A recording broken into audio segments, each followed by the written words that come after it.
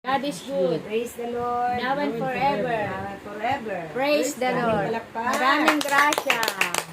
Tayo po ay dadako na sa pagpapanayam sa ating paklase. Tayo ay nandito po ngayon, mga kapatid. Welcome sa ating Sa LSS. CLSS, Seminar Charismatic, seminar na ating gaganapin kung bakit tayo tinipon muli ni Amang Yahweh sa araw na ito. Araw ng mga puso.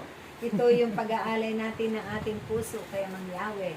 Hindi lamang sa ating mga mahal sa buhay sa kapwa natin. Amen? Oh. Ano ba kayo doon? Agree? Yes. Siyempre, agree. Amen. Dahil aalayan natin ang ating mga puso, si Amang Yahweh. Siya ang unang umibig sa atin bilang ating Diyos na buhay na tinatawag at inaasahan sa lahat ng bagay.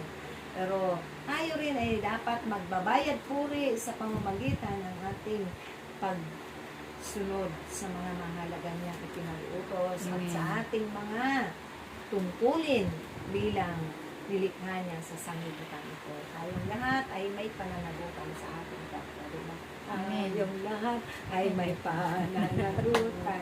So, malakas sa palakpakan, handa na ba kayo makinig? Amen. Sa aking katawagin na ang kanyang ipapanayam ay tungkol sa ating mahal na Inang Birheng Maria. Sino ba ang nakakakilala dito sa ating mahal na Birheng Maria?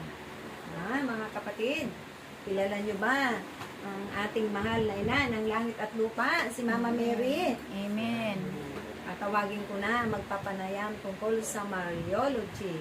Walang dilit iba ang ina sa bagong Jerusalem na patuloy dinaragdagan ang kanyang kaalaman at karunungan at pinagagaling, pinalalakas, pinahahaba ang buhay upang makapaglingkod pa sa kapwa niya, hindi sa Diyos, sa sanglibutan ito. Walang dilit iba ang ina sa bagong Jerusalem, Inang Birheng Maria. Malakas na palakpak.